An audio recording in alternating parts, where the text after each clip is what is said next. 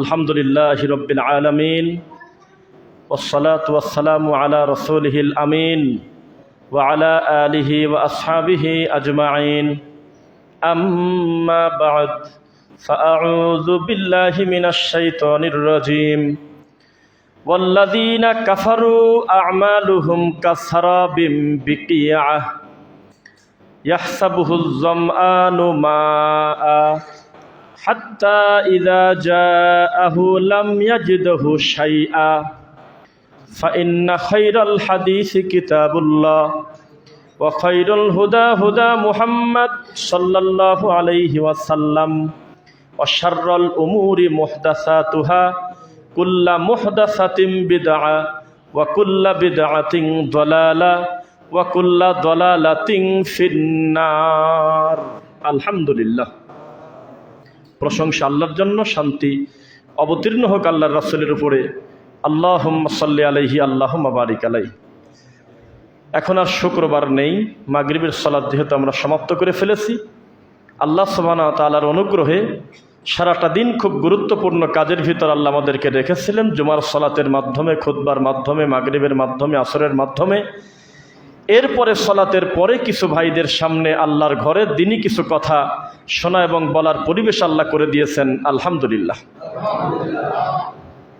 আল্লাহ সুবহানাহু ওয়া তাআলা পবিত্র কোরআনে বলতেছে, ওয়াল্লাযীনা কাফারু আ'মালুহুম কাসারাবিম বিকিআহ, যারা সত্য প্রত্যাখ্যান করে কুফরি করেছে তাদের দৃষ্টান্ত হলো মরুভূমির মরীচিকার মতো। ইয়াহসাবুহুজ যামআনু মাআ, যেটা বালি কিন্তু দূর থেকে দেখতে মনে হয় পানি। হাত্তা ইযা জাআহু লাম ইয়াজিদহু শাইআ, লোকটা যায় সামনে, খালি মনে হয় আরেকটু গেলেই পানি। শেষ পর্যন্ত দেখা গেল পানির বংশও নাই, ওটা হলো মরীচিকা, চিকচিক করতেছে। তো যারা সত্য প্রত্যাখ্যান করে, যারা হকটা গ্রহণ করে না, তাদের পরিস্থিতি ঠিক তেমন। আমরা আমাদের বক্তব্যের ভিতরে একটা বিশেষ অংশ রাখবো, হলো ইনসাফের বিষয়ে ইনশাআল্লাহ। খুব ভেঙে ভেঙে বলার চেষ্টা করব। ইনসাফ হলো দুই ধরনের। এটা যদি খালেকের ব্যাপারে হয় তাহলে হবে শিরক করা যাবে না। এটা যদি মাখলুকের সাথে লেগে যায় তার অর্থ হবে মানুষের প্রতি জুলুম, অন্যায়, অত্যাচার করা যাবে না। আল্লাহর সাথে করা যাবে না তার একটা আয়াত বলি কোরআন মাজিদের। আল্লাহ বলতেছেন, আউযু বিল্লাহি মিনাশ শাইতানির রাজীম ওয়ামান আযলামু মিম্মান ইফতারা আলাল্লাহি কাযিবা। আল্লাহ বলছেন, তার থেকে বড় জালেম আর কে আছে যে আমি আল্লাহর প্রতি মিথ্যারোপ করে না। আউযু বিল্লাহ। মানে আমরা মনে করছি যে আমি আমার এক ভাইয়ের প্রতি জুলুম করছি, এটার নাম জুলুম, কিন্তু মানুষ তার রবের প্রতিও জুলুম করে। কেন করে? কুমিল্লার চাঁদপুরের এক পীর বলতেছে, আল্লাহ কোনো ডিসিশন নিতে গেলে মুহাম্মাদের অনুমতি নিয়ে নিতে হবে। নাউজুবিল্লাহ। মানে ও বুঝতে পারে নাই কখন জানি কাফের হয়ে গেছে, কারণ এই কাজটা ছিল আল্লাহর। আল্লাহর রুবুবিয়াতেও হাত দিয়ে দিয়েছে, দিয়ে ওখানে মাখলুককে ভরে দিয়েছে। আল্লাহর ডিসিশন, আল্লাহর কুন ফায়াকুন পুরোটাই তার ইখতিয়ারের ভিতরে। বিয়াদিকাল খায়র, কল্যাণ আল্লাহর হাতে। তো ইনসাফ করতে না পেরে বলে ফেলছে মুহাম্মদ এত মূল্যবান সাল্লাল্লাহু আলাইহি ওয়াসাল্লাম যে আল্লাহ নিজেও কোনো ডিসিশন নিতে গেলে মুহাম্মাদের অনুমতি নিয়ে করে। যদি সে বিলটা পাশ করতে বলে হবে না হয় হবে না। যুক্তি কি? তখন সে মক্কা একবার যায়, মদিনায় একবার যায়, জাল হাদিস নিয়ে আসে 11টা, বিভিন্ন কিছু নিয়ে এসে তিনি একটা পাগল বুঝ দিয়ে দিচ্ছে মানুষের সামনে। মানুষ তার রবের প্রতিও মানুষ ইনসাফ করে না। আল্লাহ বলতেছে, আমি রহমান, আমি আছি আরশের উপরে, তবে আমার থাকা, আমার হাত, আমার চোখ, এটা কোনো মাখলুকের সাথে তুলনা দিও না। লাইসা কামিসলিহি শাই, তুলনা দিয়ে লাভটাই বাকি, কারণ তুমি আর আমি তো আলাদা। আমি খালেক, তুমি মাখলুক, এটা মিলাতে চাইলেও তো মিলবে না। আমি সবচেয়ে উপরে, কিন্তু আমি যখন একবার মুখ দিয়ে সরল মনে বলে ফেললাম যে আমার আল্লাহ নাই কোন জায়গা, আমার ভিতরেই তো আছে, যেদিক তাকাই তিনি তো আছে তো, অথচ আমি তখনও বুঝতে পারি নাই আমার ইমানটাই চলে যাচ্ছে, আমি একটা শিরকি আকীদা, কুফরি আকীদা লালন করে ফেললাম। ঠিক তেমনি মানুষ শিরকের মাধ্যমে, কুফরের মাধ্যমে তার রবের প্রতি বেইনসাফ করতেছে। মুহাম্মদ সাল্লাল্লাহু আলাইহি ওয়াসাল্লামের প্রতিও ইনসাফ নেই, বান্দার প্রতি ইনসাফ নেই। খুব খেয়াল করে শুনবেন, আইনের সুশাসন আমরা চাই কি চাই না বলেন? আইন তো এই জন্যই আইন যে দুর্বল যাতে তার যোগ্য প্রাপ্য বুঝে পায়। আইন তো এই জন্যই আইন যাতে জালেম তার যোগ্য শাস্তি পায়, মাজলুম বেচারা জয়ী হয়, তাই তো? কিন্তু দীর্ঘদিন এটা ছিল না, আমাদের দেখার সুযোগ খুব কম হয়েছে। সব কথা খোলামেলাই বলে দেই, মাত্র কয়েকদিন আগে যিনি ছিলেন আইনের সবচাইতে বড় ধারক বাহক, যিনি ছিলেন আইনের সবচাইতে বড় দায়িত্বশীল মানুষ, সেই মানুষটার আশেপাশে থেকে যাতে জুতার ঢেল, ডিম, ইট পাটখেল মেরে তার মাথা ফেটে না যায়, তাকে হেলমেট দিয়ে পর্যন্ত টিকানো যাচ্ছে না ভালোভাবে। পরিস্থিতি জটিল, ইনসাফ খুব জটিল। মা ইয়ালফিযু মিন কাওলিন ইল্লা লাদাইহি রাকীবুন আতীদ। আজকে থেকে 200 বছর আগে, 300 বছর আগে, 500 বছর আগে মানুষ আমরা বলেছি প্রত্যেকটা কথা আল্লাহর কাছে রেকর্ড থাকে। এখন আবার বলতে হচ্ছে মানুষের কাছে রেকর্ড থাকে, থাকে কিনা?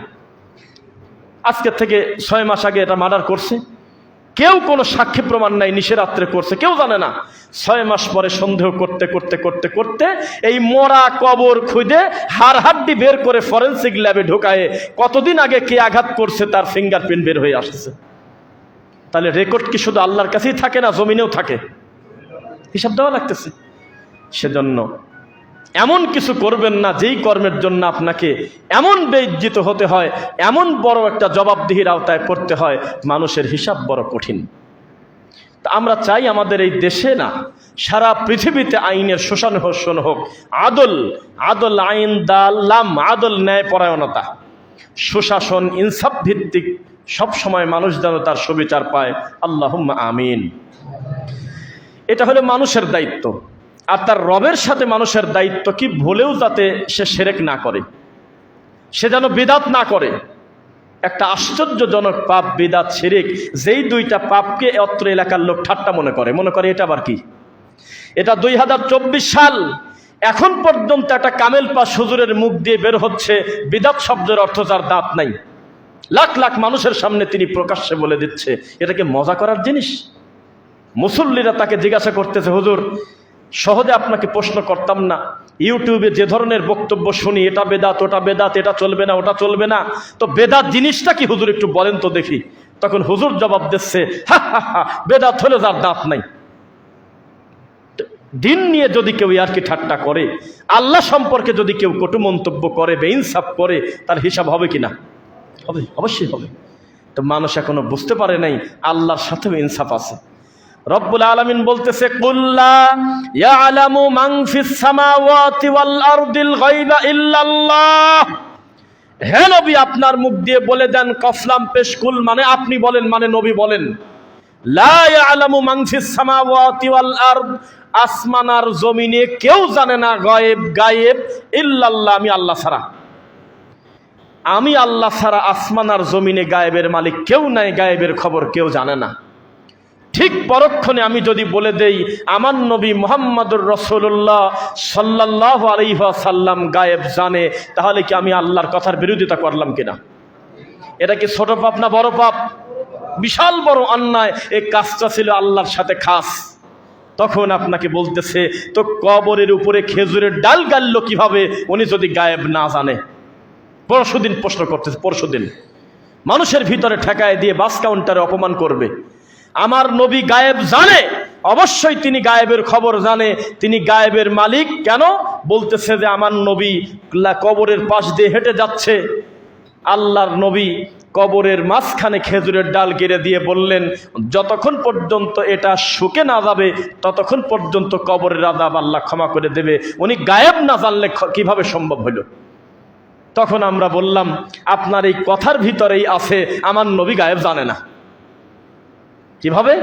আমি বললাম, মুহাম্মদুর রাসূলুল্লাহ সাল্লাল্লাহু আলাইহি ওয়াসাল্লাম ওই মানুষটা জীবনে আর 3 নাম্বার 2 নাম্বার কবরে আর কোনোদিন খেজুরের ডাল গাড়ে নেই। গায়েবের মালিক যদি মুহাম্মদ সাল্লাল্লাহু আলাইহি ওয়াসাল্লাম হতেন, তিনি যদি তার নিজের ইচ্ছা দিয়ে যদি কামালিয়াত অর্জন করতেন, জোর করেই যদি তিনি এই পাওয়ার রাখতেন যে সব জায়গার খবর তিনি জানবেন, তাহলে আমার নবী খুঁটে খুঁটে অনেক কবরে হয়তো খেজুরের ডাল আরও গাড়তেন। একটাতে গেড়ে আর বাকি জীবনে কেন গাড়লেন না? এটা প্রমাণ করে যেই আল্লাহ তাকে জানাইছেন আপনি গেড়ে দেন, ওই আল্লাহ আর দ্বিতীয়বার কোনোদিন জানায় নেই। ব্যাস শেষ। আর আল্লাহ যদি একবার জানায় ফেলে সেটা আর গায়েব থাকে না। বোঝা কি যাচ্ছে? আবহাওয়া বার্তাবিদ আছে আমাদের দেশে, জানেন নাকি? ওয়ার্ল্ড ওয়াইড বৃষ্টি কখন হবে, কোন দিন হতে পারে, ঝড়ো হাওয়া কি পরিমাণ হবে, মেঘের অবস্থাটা কি, কোন তারিখে, কোন মাসে, কোনক্ষণ, এইটা জানার জন্য একটা আবহাওয়া অধিদপ্তর আছে, প্রত্যেকটা রাষ্ট্রে আছে।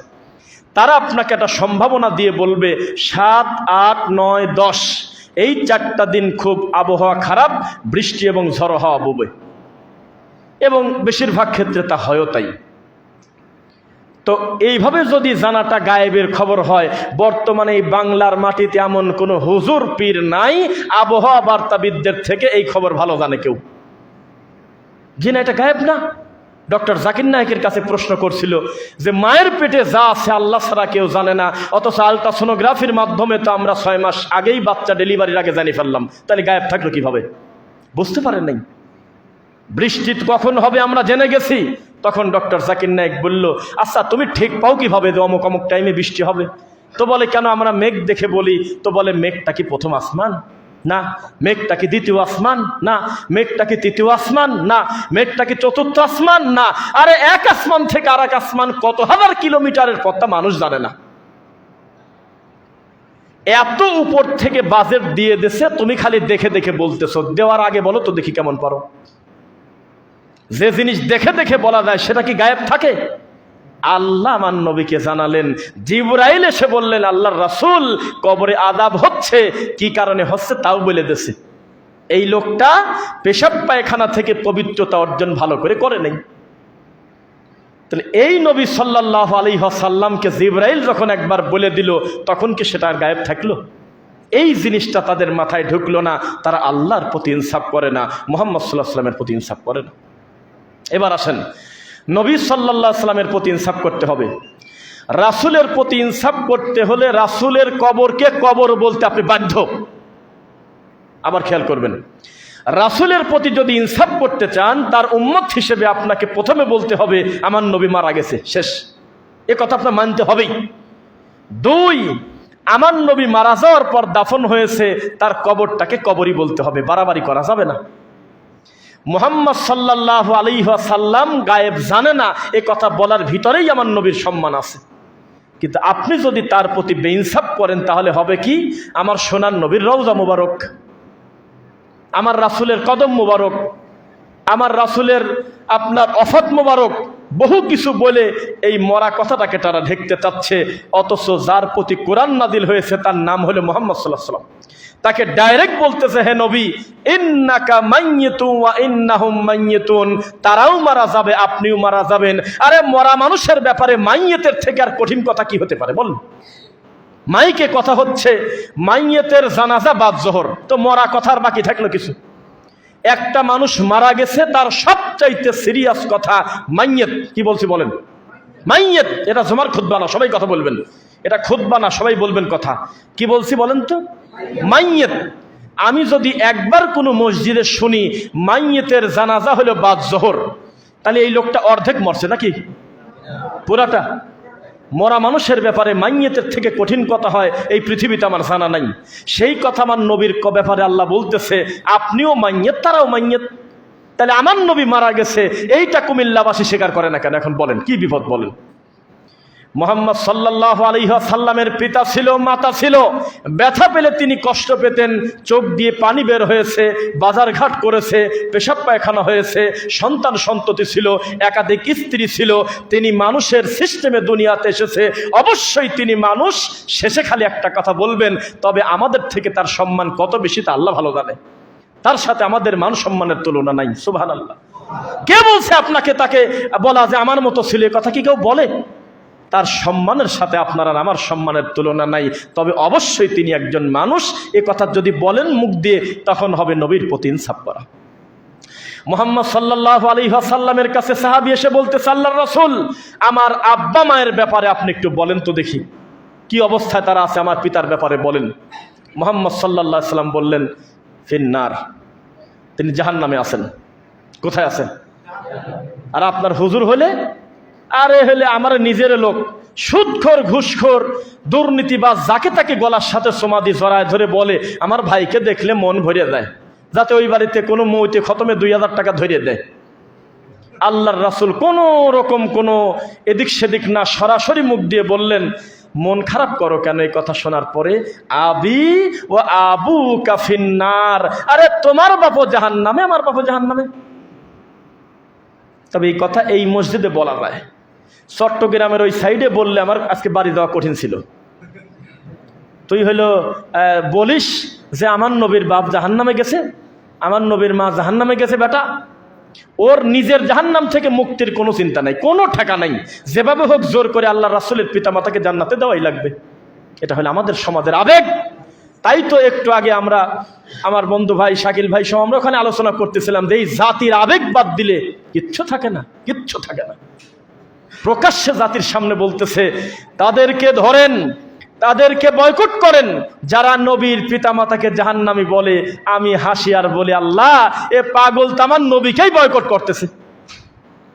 তার পিতামাতার ব্যাপারে তিনিই তো খোলাসা করেছে, খোলাসা করে কিন্তু বলে নাই, শোনো, যেহেতু আমার আব্বা মা, তোমরা নীরব থাকো, তোমরা কোনো মন্তব্য করো না, চুপ থাকো। তিনি খোলাসা করে বলে দিয়েছে, ওয়াকুলিল হাক্কু মির রাব্বিকুম ফামান শাআ ফালইউমিন ওয়া মান শাআ ফালইয়াকফুর।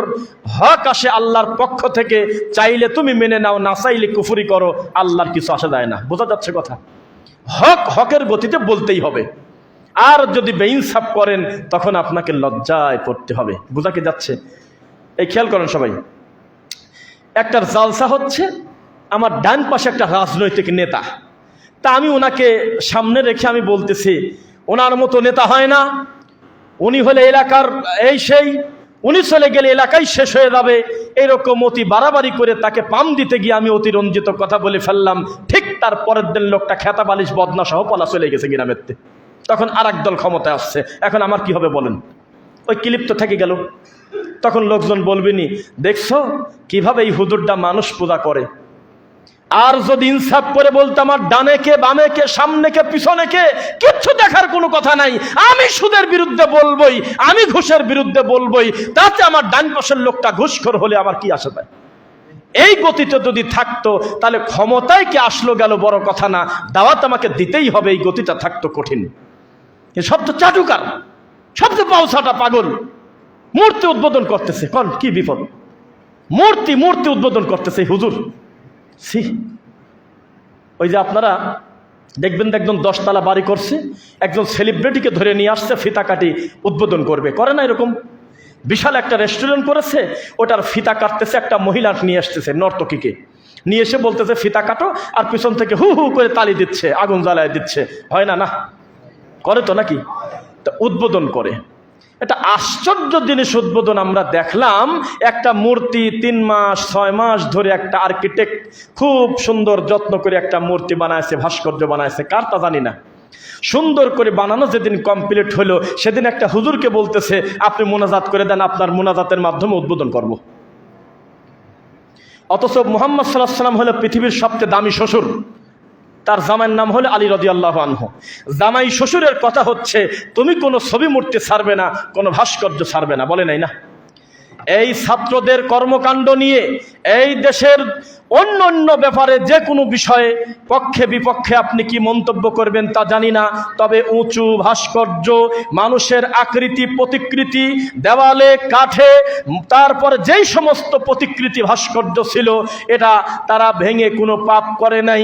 কেননা এই কর্ম করার জন্য মুহাম্মদুর রাসূলুল্লাহ সাল্লাল্লাহু আলাইহি ওয়াসাল্লাম তার জামাই আলীকে নির্দেশ দিয়েছিল। এই ব্যাপারে কোনো কলম ধরার জায়গা নাই। অবশ্যই আমরা চাই গোটা দেশ শুধু নয়, সারা পৃথিবী ছবি মূর্তিবিহীন হয়ে যাক ইনশাআল্লাহ। থাকা যাবে না, এটা গজব, রাখতে পারবা যাবে না, ইনসাফ নাই। কে কি বলবে বলেন? আপনাদের কি মনে আছে 2018 সালে না 16 সালের একটা ঘটনা? তখন হেফাজত ইসলামের একটা দাবি ছিল যে কোনো ছবি মূর্তি ভাস্কর্য রাখা যাবে না। এটা তো আসলে তাদের দাবি না, এটা সব মুমিনের দাবি, নাকি আপনাদের দাবি না? তখন এইটা নিয়ে খুব পক্ষে বিপক্ষে সমালোচনা হচ্ছিল। হঠাৎ করে কি টেলিভিশনে তো আমার মনে নাই, একটা হুজুরকে ধরে নিয়ে আসছে, হুজুরের নাম হলো সরকারি হুজুর। কি হুজুর? সেই হুজুরের ডাকি নিয়ে আসি বলতেছে যে, হুজুর, এদের ভাস্কর্য বলে ইসলামে নিষেধ আছে, তাহলে রোগী করছে যে অসুবিধা নেই, চলে, ভাস্কর্য চলে।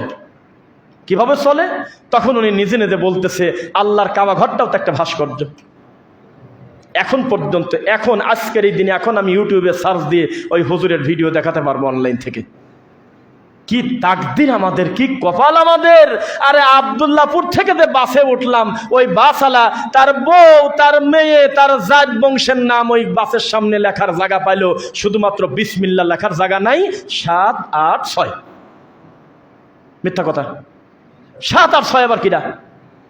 বিসমিল্লাহ লেখার সুযোগ নাই, জায়গা পাই নাই তো 7 আর 6 লিখে গোল মেরে দিতেছে। যেখানে নামলাম সেখানে লেখা খোদা হাফেজের পিলার। এ কোন জ্বালা!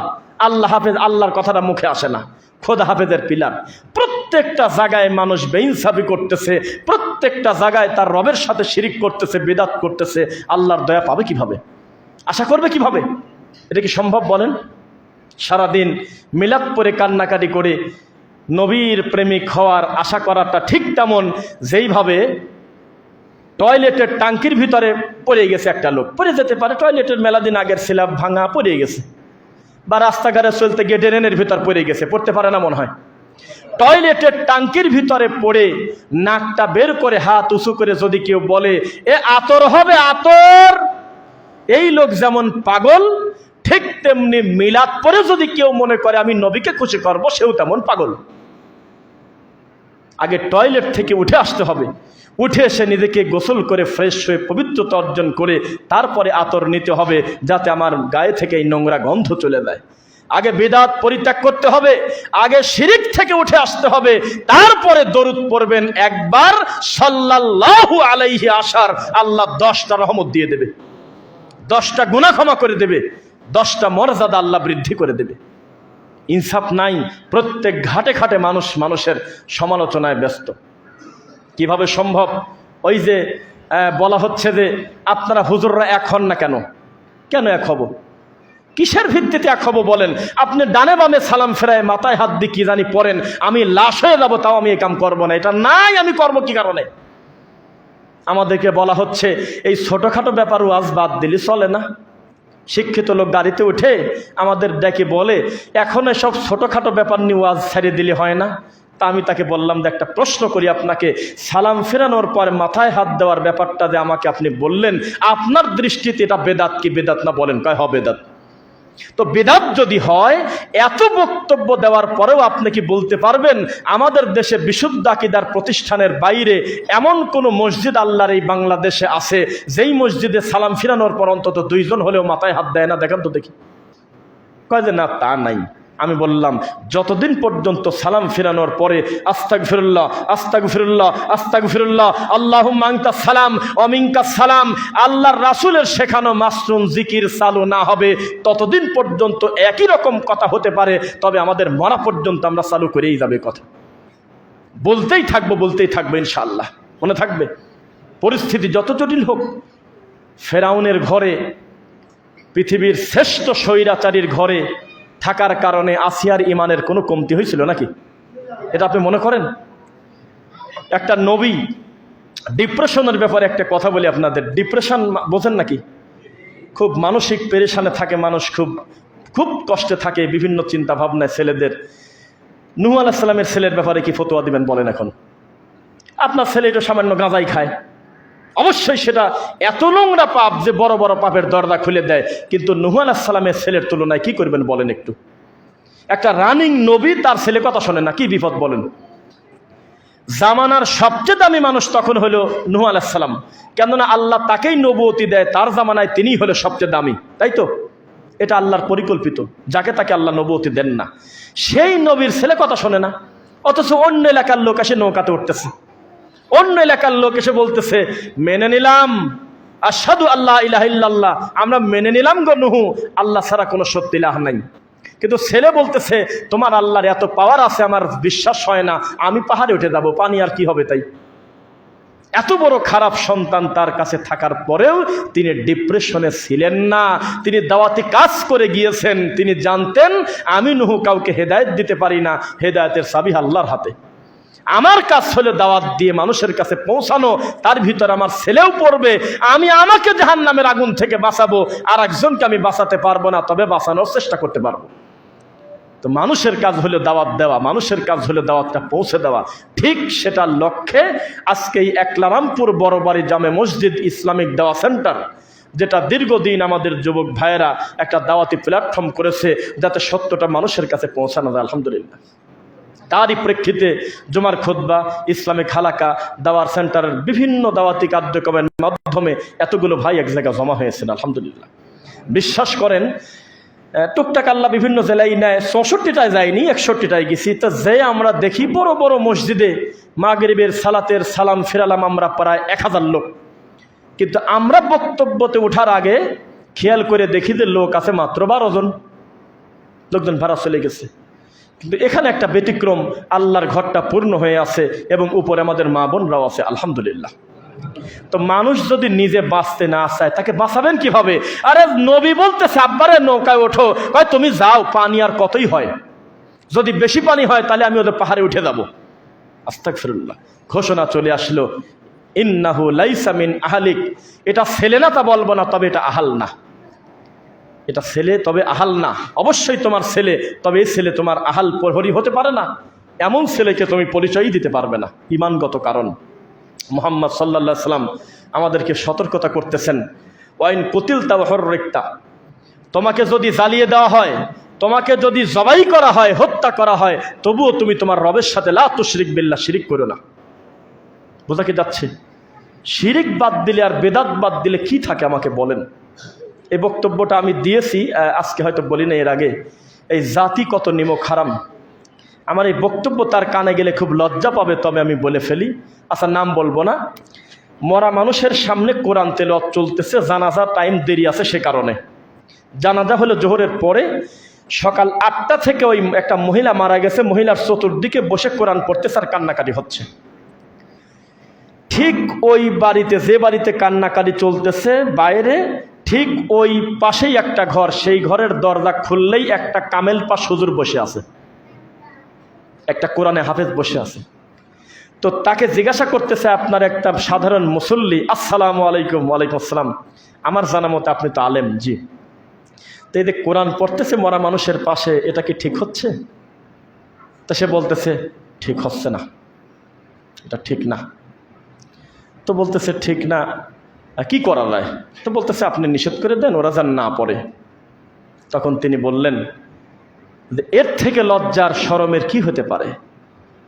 এত বড় একটা আলেম ঘরের ভিতরে বসে আছে, তার চোখের সামনে একটা চূড়ান্ত বেদাতি কর্ম হচ্ছে, একটা মহিলা মানুষের ছায়ের পাশে গোল হয়ে কোরআন পড়তেছে আর কান্নাকাটি করতেছে। একটাবার তুমি প্রতিবাদ করলে না, এর নামই তো বোবা শয়তান, এর নামই তো জাতির অভিভাবক। যদি চুপ থাকে তো ছেলেরা গাঁজা খাবে না তো কি খাবে? আমি কেন এই কথা মনে করিয়ে দেব? তুমি তো চিৎকার দিয়ে বলবে, এই সরো এখান থেকে, মনে মানুষের কাছে কোরআন পড়বে কেন? শত শত বছর তেলাওয়াত করলেও এই লোকটার 4 পয়সার কল্যাণ হবে না। আমাদের কিছু হুজুর মজা করে বলে যে যে পড়ে তার লাভ, যার জন্য পড়তেছে তার তো লাভ নেই। কিন্তু কথাটা ভুল, দুইজনই ক্ষতিগ্রস্ত। যার জন্য পড়তেছে ও পাইল না, আবার যে ছেলেটা পড়তেছে তারও লাভ নেই। কেন লাভ নেই? এই একই কোরআন যদি মুখস্থ করার জন্য পড়তো নেকি পেত, এই একই কোরআন যদি এমনি তেলাওয়াতের জন্য ঘরে পড়তো নেকি পেত, কিন্তু মরা মানুষের কাছে যখন ছেলেটা পড়তে গেছে নেকি ও পাবে?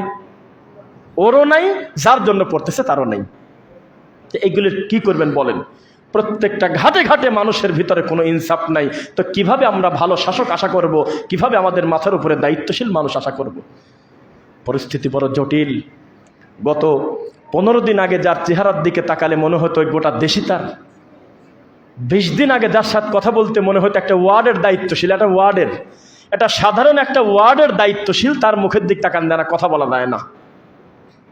আজকে সে বালিশ কাঁথা মানেই করে কুল পাচ্ছে না, কোন রাস্তা দিয়ে পালাবে এটা সুযোগ খুঁজে পাচ্ছে না। যার একটা ফোনে 30টা হেলিকপ্টার ঠেকে যাবে, উড়ন্ত বিমান ব্যাক আসবে, এত বড় ক্ষমতাসীন মানুষ, তাকে নৌকায় চলে যেতে হবে। বিষয়টা কি? ইনসাফ কাকে বলে? আল্লাহর কাছে হিসাব আছে। কিন্তু ফাংজুরু কাইফা কানা আকিবাতুল মুকাদ্দিবিন, আল্লাহ পবিত্র কোরআনে বলতেছেন, নজর করো, দেখো মিথ্যাবাদীদেরকে আমি কি পরিণতি করছি, এটা দেখে শিক্ষা গ্রহণ করো। কে জানি লেখছে, ফেসবুকে দেখলাম, ভালো লাগলো, যে ইতিহাসের সবচাইতে বড় ইতিহাস হলো মানুষ ইতিহাস থেকে শিক্ষা নেয় না। কথাটা ভালো লাগছে, এটা সত্য কথা। মানুষ কি ইতিহাস থেকে শিক্ষা নেয়? আপনাকে আমি ভেঙে বলি, আমাদের বাংলাদেশে লাস্ট 1 সপ্তাহ বা 10 দিন 12 দিনের ভিতরে যে কর্মকাণ্ডগুলো ঘটে গেল, এই জিনিসগুলো যদি যে কোনো রাজনৈতিকবিদ যদি একটু সিরিয়াসভাবে মাথায় নেয়, ও মরা পর্যন্ত আমার ধারণা 1 টাকা অন্যায় মানুষের প্রতি করবে না। এটা আমার মনে হচ্ছে, যদি কোনো রকম ফিকির করে, কোনো রকম চিন্তা ভাবনা করে, তাহলে আর মানুষের ক্ষতি করবে না, ইনসাফ করবে, ন্যায় বিচার প্রতিষ্ঠা করবে। আমরা আশাবাদী ইনশাল্লাহ। বাড়ির বড় ছেলে, বাড়ির বাপও মাঝে মধ্যে সন্তানদেরকে নিয়ে বসতে হয়, পরামর্শ করতে হয়, তাদের গুরুত্ব দিতে হয়, যেটা আমাদের ভিতরে ছিল না। ডিক্টেটর হিসেবে চলেছে গোটা দেশ। আল্লাহ মানুষ সৃষ্টি করবেন তো ফেরেশতাদের বলার কি দরকার? তিনি তো রব্বুল আলামিন। কাফনুন পেশকুন বললে ফায়াকুন সব হয়ে যায়। সেই আল্লাহ বলতেছে আমি খলিফা পাঠাবো দুনিয়াতে, তোমরা কি বলো? এটা হলো? এটা আপনার মাথায় ধরলো? আপনার মনে হচ্ছে এটা কেন আল্লাহ বললেন? আল্লাহ তো সবই সম্ভব, তিনি করলেই তো পারেন। আপনি বোঝেন নাই, ডিসিশন চান নাই, আল্লাহই করবেন সব কিছু। কিন্তু একটা কথা, একটা সুন্দরভাবে একটা পরামর্শ করে সারা পৃথিবীর মানুষ এখান থেকে শিক্ষা গ্রহণ করবে যে ভালো কাজে আমাদের পরামর্শ করতে হবে। বোঝা যাচ্ছে? আল্লাহ সুবহানাহু ওয়া তাআলা যদি মনে করেন সারা পৃথিবীটা 1 সেকেন্ডের 1 কোটি ভাগের 1 ভাগ সময়ে নাই করে দেবে, পারেন কিনা? উত্তর দেন না। আল্লাহ যদি মনে করেন এই রকম আসমান আরো 50টা তৈরি করবেন, কত সেকেন্ড লাগবে? আল্লাহর সাথে কোনো সেকেন্ডে চলবে না, তিনি চাইলেই হয়ে যায়। এবার আপনাকে প্রশ্ন করি, আসমান কয় দিনে বানাইছে আল্লাহ বলেন তো? জমিন 6 দিন লাগলো কেন? উত্তর দেন। কাফনুন পেশকুন বললে ফায়াকুন হয়ে যেতে বাধ্য, কেননা তার জবাবদিহিতা করার কেউ নাই। আল্লাহ একচ্ছত্ব মালিকানার অধিকারী। সেই আল্লাহর 6 দিন লাগলো আসমান বানাতে, তো মাথার মধ্যে কিছু ঢোকে? হিসাব একটু করছেন আপনারা? কোরআনের আয়াত, আবার অস্বীকারও তো করা যাচ্ছে না, কাফের হয়ে যাওয়া লাগবে। আসমান বানাইছে 6 দিনে, কেন 6 দিন লাগবে? তিনি তো আল্লাহ। তার মানে প্রত্যেকটা জিনিসের একটা ফর্মালিটি আমাদেরকে আল্লাহ শিক্ষা দিচ্ছেন। অবশ্যই তিনি পারেন, কিন্তু তিনি একটা নিয়মের ভিতরে যাচ্ছেন। অত্র এলাকা ঘুরতে ঘুরতে একেবারে অস্থির হয়ে যাবেন। নারকেল গাছে পেয়ারা নাই, আছে? হ্যাঁ, ধান গাছে কি আপনার সরিষার দানা ঝলতেছে? আল্লাহ নিজের নিয়মের ব্যতিক্রম করেন না। তবে তিনি যে করতে পারেন, এই বিশ্বাস রাখাটার নাম হলো আল্লাহকে মানা। ফেরাউনের লাশ দাফন হয়ে গেছে কোন কালে? বিবাদানি কালি তাকুন আলিমান খলফাকা আয়া, আল্লাহ নিদর্শন স্বরূপ রেখে দিয়েছিলেন। তবে এখন যেটা আছে সেটা আসলেই ফেরাউন কিনা, এ ব্যাপারে আলেমরা দ্বিমত করেছেন, এটা আমি কোনো কথা বলবো না।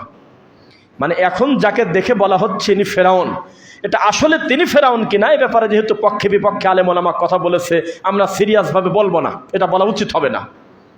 তবে তার লাশটা আল্লাহ সংরক্ষণ করেছিলেন। কাফেররা দেখবে আর বলবে, আল্লাহ, 1 টুকরা লোহা ছেড়ে দিলে অস্তিত্ব থাকে না, কোথায় চলে যায়? একটা লাশ 15 দিন পানিতে থাকলে পচে গেলে ছাই হয়ে যায়। আর এই শত শত বছর এই লাশটা আল্লাহ ঝোলায় রাখছেন, তাহলে আল্লাহ পারেন। এটা একটা নিদর্শন। এটা থেকে কেউ শিক্ষা নিতেও পারে, আবার শিক্ষা না নিয়ে উল্টাও হয়। আজকে একজন বলতেছে যে আমাদের আর ঠেকায় কে? দিন যত যাচ্ছে আমাদের যুবক ছেলেরা দিন বেশি বেশি বসতেছে। এটা তো অবশ্যই আলহামদুলিল্লাহ, আলহামদুলিল্লাহ না? তা আমি বললাম যে এই আল্লাহতে তো দাওয়াতি কাজ বন্ধ করা যাচ্ছে না, যাচ্ছে? আমি বললাম যে আপনি বলতেছেন যে মাশাআল্লাহ আগের থেকে আমাদের মানহাজের লোক বেশি হচ্ছে, ওদিকে আট্রসি বলতেছে গতবারের থেকে গরু 10টা বেশি আসছে। ওদিকে আবার বরিশালে একটা লোক বলতেছে যে আগের থেকে তো এখানে বাস এবার বেশি, জায়গা হচ্ছে না, আরো 200 বিঘা জায়গা নেওয়া লাগবে, মানুষ বেশি। কুল্লু হিজবিম বিমা লাদাইহিম ফারিহুন, প্রত্যেকটা দল যার যার দল নিয়ে সে তৃপ্তি লাভ করে কিনা? কেউ বলে না আমি ভ্রান্ত পথে আছি। প্রত্যেকটা দলের দাবি সেই হলো হক। তার মানে কেউ কাজ বাদ দিয়ে বসে থাকা যাবে না। ওই যে ডক্টর মসলুদ্দিন স্যারের ওই কথাটা, জায়গা কোনোদিন ফাঁকা পড়ে থাকে না, বলে মাঝে মধ্যে, জায়গা কোনোদিন ফাঁকা পড়ে থাকে না। আপনি না গেলে কেউ না কেউ যাবে, যা দখল করে নেবে। জায়গা ফাঁকা পড়ে থাকবে? তো দাওয়াতি কাজ করতে হবে। তাওহীদ দিয়ে যদি মানুষকে যদি সাজাতে না পারেন, শিরিক তার গলার মালা হয়ে যাবে। সুন্নাত দিয়ে লোকটাকে যদি পরিবর্তন করতে না পারেন, বিদআত হয়ে যাবে লোকটার গলার হার। এটাই হচ্ছে আমাদের বাস্তবতা। বোঝা কি যাচ্ছে? মানুষ কত শিরকের ভিতরে, কত বেদাতের ভিতরে লিপ্ত, ভিতর থেকে কান্না বের হয়, ভিতর থেকে কান্না বের হয়। আরে কিভাবে একটা মুসলমান এই কথা বলতে পারে যে আমার কবরে মুনকার নাকির যদি আসে আমি তার কোনো কথা বলবো না, সরাসরি বলবো আমি কিন্তু রেজবির লোক? এটা হলো এটা ভাষা? তা আপনার দৃষ্টিতে সে হলো সুন্নি, আসলে সে তো অমুসলিম, সে তো মুসলিম না। কিভাবে মুসলিম হয়? প্রকাশ্যে আমার আল্লাহর ক্ষমতা একটা মাখলুককে দিয়ে দিচ্ছে, মরা মানুষকে দিয়ে দিচ্ছে। সে বলতেছে মরার পরে কালেমার দরকার নাই, আমার কপালে লিখে দিও আমার রেজবি আব্বার নাম। কে রেজবি? কে কিসের কি রেজবি ফেজবি টাইম আছে? আল্লাহুস সামাদ আল্লাহুল মুস্তাআন আলা মা তাসিফুন। আল্লাহ একচ্ছত্ব মালিকানার অধিকারী। পরিস্থিতি কিন্তু সামনে বড় জটিল। এত খুশি হয়েন না, সারা জীবন মনে রাখবেন এই জমিনে যারা কোরআন সুন্নাহ অনুসরণ করে তাদের বেশি একটা বন্ধু থাকে না। মনে রাখবেন, বেদাতির দলের নাম ভিন্ন কিন্তু সব বেদাতি এক।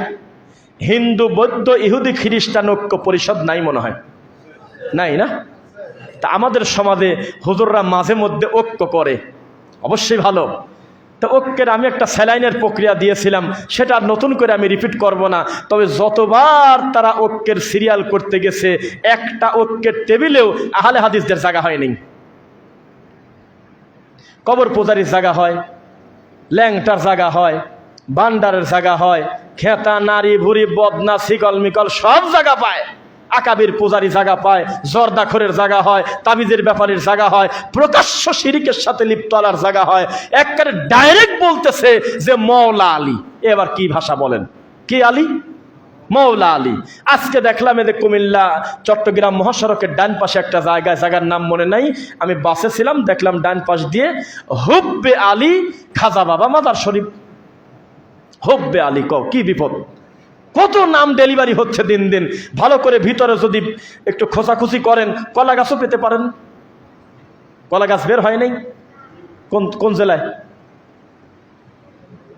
এ তো বিপদে পড়বো নাকি এগুলি বলে। চাঁদপুর জেলায় দেখেন নাই, রাতারাতি একটা কবর উঁচু হয়ে গেছে, মাজার। তো এলাকার লোকজন বাদী হলো যে এইটা কেমন কথা, এর ভিতরে আছে কোন মাল, এটা তো দেখার সুযোগ পেলাম না, তো মাজার কিভাবে হয়? কয় যে আছে, তোমরা বুঝবে না, কথা বলো না, চুপ করে থাকো, এখানে আছে, ব্যাপার আছে, এগুলো মারেফতের ব্যাপার। কয় যে না, আমরা একটু ভালো করি কবর খুঁড়ে দেখবো। ভিতরে খুঁড়ে দেখে কলা গাছ। দেখছেন? দেখছেন কেউ? একটু বলেন তো, দিকে হাত তোলেন। কে দেখছেন? কই?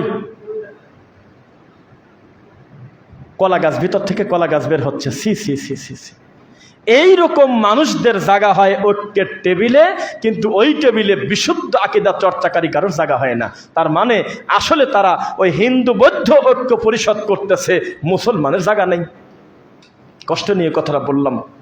আহলুল হাদিস সালাফিদের সহজে কোনো বন্ধ হবে না। সমস্ত দলের নাম ভিন্ন, সবাই কিন্তু সালাফি আকীদার লোকদের শত্রু, সবাই শত্রু। নাম বলবো না, তাও বলে দেই, এই যে মাহফিল সামনে আসতেছে, এই যে প্রধান অতিথি, বিশেষ অতিথি, নারী ভুরিদের কত নাম থাকে, বক্তার নাম খুঁজে পাওয়া যায় না। নাকি মিথ্যা বলছি? জালসার পোস্টারে নাম আছে হলো 390 জনের নাম, বক্তা হলো 3 জন, আর মোট হলো অতিথি। এটা হলো গণেশ, এক একটা কি বলে বিভিন্ন ঠাকুরের নাম, এরকম নাম আছে। কেউ 5000, কেউ 10,000, কেউ 20,000, কেউ 2,000। নাম দেওয়ার কারণে চক্ষু লজ্জায় কিছু টাকা দেবে। এই ছোট লোকের মতো ওই যে বাচ্চাদের খাতনা করে যেমন অনুষ্ঠান করে, এই জালসায় ওই টাকা পাওয়ার জন্যই নাম দিয়ে দিয়েছে। আর এক একটা জোকার বসে থাকে পাশে, দাড়ি নাই, মুছ নাই, মুখের কাছে দাঁড়ানো যায় না, সেজদা দিতে গেলে বিড়ির গন্ধ। এই জোকার এক বানাইছে হলে প্রধান অতিথি। আর এই হুজুর বলতেছে যে আপনাদের সামনে উপস্থিত আছেন, এলাকার সম্মান অমুক তমক, এই সেই বলে এই পাগল হুজুর রানিং বক্তব্য ঠেকা দিয়ে ওর কাছে মাইক দিয়ে দেয়। আমি আপনার বয়সে কত বড় ছোট আমি তা জানি না, আমি এটা মেনটেন করছি। আমার শত বক্তব্যের ভিতরে 2-1টা এক্সেপশন ইজ অলওয়েজ এক্সেপশন। বেশিরভাগ আমার কন্ডিশন থাকে, আমার বক্তব্য ঠেকায় দিয়ে যদি কোনো অতিথির বক্তব্য দিতে যান তিনি অপমান হবেনই হবেন, শিওর অপমান হবে। কারণ আমি রানিং অবস্থায় ওয়াজ ছাড়ি চলে যাবো বাড়িতে। এই ছোট লোকদের মাঝখানে ঢোকার কারণে আজকে আলেম ওলামা বেইজ্জত। সময় এসেছে এই প্রতারকদের, দুর্নীতিবাজদের এখন থেকেই প্রতিহত করতে হবে ইনশাআল্লাহ। ইসলামিক জালসা তুমি নাম দিয়ে তুমি ঘুষখোরকে সভাপতি বানাও, তুমি কি মানুষ নাকি একটা? আর তুমি নামাজের পরে মোনাজাত করো, আল্লাহ আমাদের তুমি সুশাসন ব্যবস্থা করে দাও, হক্কানি ওলামায়ে কেরাম যেন আমরা ক্ষমতা পেয়ে দেয়। কিভাবে সম্ভব? তুমি তো 1000 টাকা হলে তুমি ফতুয়া ঘোরায় দিয়ে হারামকে হালাল বানাতে পারো এখনই। এটা হলে আমাদের চরিত্র, এটা আপনার বুঝতে হবে। তো ঠিক তেমনি আমরা দেখেছি, নাম বলবো না, কানা মনে মনে জানা, আরে সি সি সি, ক্ষমতা পায়ে এ পাগল কিসের ভিতরে কি বলবে হুঁশ না পায়ে বলতেছে আপনি হলে জান্নাতি মানুষ। কিসের সাথে কি বলে দিলে বলেন তো দেখি? জান্নাতের সুসংবাদপ্রাপ্ত লোক কান্নাকাটি করে, আল্লাহ কবরের আযাব থেকে আমাকে বাঁচাও, আল্লাহ দাজ্জালের ফিতনা থেকে আমাকে বাঁচাও, আল্লাহ জীবন মরণের ফিতনা থেকে আমাকে বাঁচাও। সারাটা জীবন তারা কান্নাকাটি করে গেল, অথচ তারা জান্নাতের সুসংবাদ পেয়েছে। আর আজকের দিনে একটা মানুষকে, প্রকাশ্য বেপর্দা একটা মানুষকে যে বলতেছে আপনি জান্নাতে চলে যাবেন, এমন হুজুর আমরা 2 চোখ দিয়ে দেখছি। তা কোথায় যাচ্ছে আমরা, কোন পথে আগাচ্ছি? এভাবে কিভাবে আলেম ওলামার ঐক্য হবে? যে সামান্য একটু চেয়ারের লোভে, সামান্য 2টা টাকার লোভে যেই লোকটা খোসা পরিবর্তন করে সাপের মতো, সেই লোকের কপালে কি থাকতে পারে? প্রত্যেকটা শাখায় কথা বলতে হবে। এখন আমি একটু ভেঙে ভেঙে বলি, কয়েকটা পয়েন্ট একটু খেয়াল করবেন। অনেক বিষয়ে কথা হচ্ছে, কিন্তু বিদ্যুৎ অফিসের দুর্নীতি নিয়ে কথা বলার দরকার আছে কিনা বলেন তো দেখি। এই ব্যাপারটা আমি এই বক্তব্যের মাধ্যমে আজকে আমি আমার সোনার ছেলেদের, যুবকদের বলি, এবং আমাদের দেশের রাষ্ট্রের যারা দায়িত্বশীল আছে, আমি আশা করতেছি আমার এই বক্তব্য তাদের কাছে কারো না কারোর মাধ্যমে যেতে পারেন কিনা। পারেন ইনশাল্লাহ।